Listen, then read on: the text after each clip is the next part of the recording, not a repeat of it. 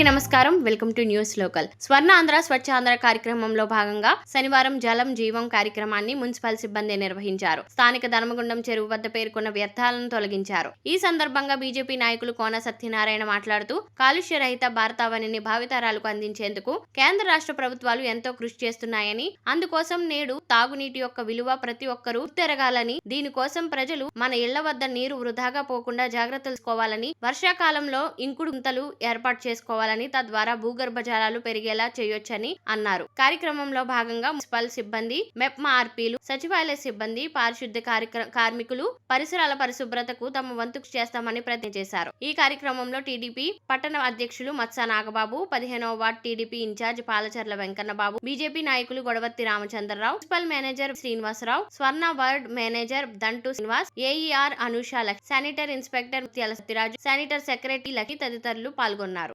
నేను నా పరిసరాల పరిశుభ్రత కొరకు ప్రతిరోజు కొంత సమయం కేటాయిస్తానని నా వంతు కృషిగా స్వచ్ఛత కార్యక్రమాల కొరకు శ్రమదానం చేసి పరిశుభ్ర ఆంధ్రప్రదేశ్ సాధించే సంకల్పానికి కట్టుబడి ఉంటానని ఈ రోజు పరిశుభ్రత గురించి నేను వేసిన ఈ ముందడుగు ఆంధ్ర రాష్ట్రాన్ని నా తోటి వారికి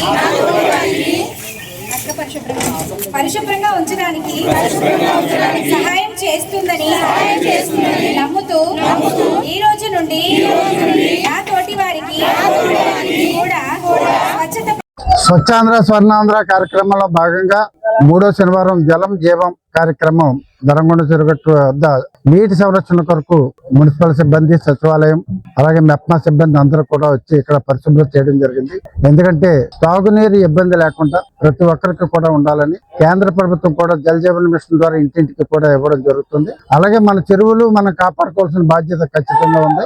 అలాగే మన వేస్ట్ వాటర్ అంతా కూడా ఇంకుడు గుంటల ద్వారా మనం నిల్వ చేసుకుంటే రేపు రాబోయే రోజుల్లో ఎక్కడ కూడా మంచినీటికి ఇబ్బంది లేకుండా ఉండేలా ప్రతి ఒక్కరు కూడా పాటుపడాలి. ఈ చెరువుల్లో చెత్త చెదారం గాని ప్లాస్టిక్ గాని ఎవరు వేయకుండా ప్రతి ఒక్కరు కూడా మనం కాపాడుకోవాల్సిన బాధ్యత ఉంది కనుక ప్రతి ఒక్కరు కూడా మీరు శుభ్రతగా పాటించాలని ఇప్పటికే మన మున్సిపాలిటీలో 3 ఫస్ట్ ప్రైజులు రావడం జరిగింది. రాబోయే రోజుల్లో స్వచ్ఛాంధ్ర స్వర్ణాంధ్ర మనం మెండపేట స్వచ్ఛాంధ్రగా ఖచ్చితంగా మెండపేట స్వర్ణాంధ్రగా మనం అందరం కూడా కష్టపడి పనిచేసి ఈ స్వచ్ఛ భారత్ గా ఉండాలని నేను కోరుకుంటున్నాను.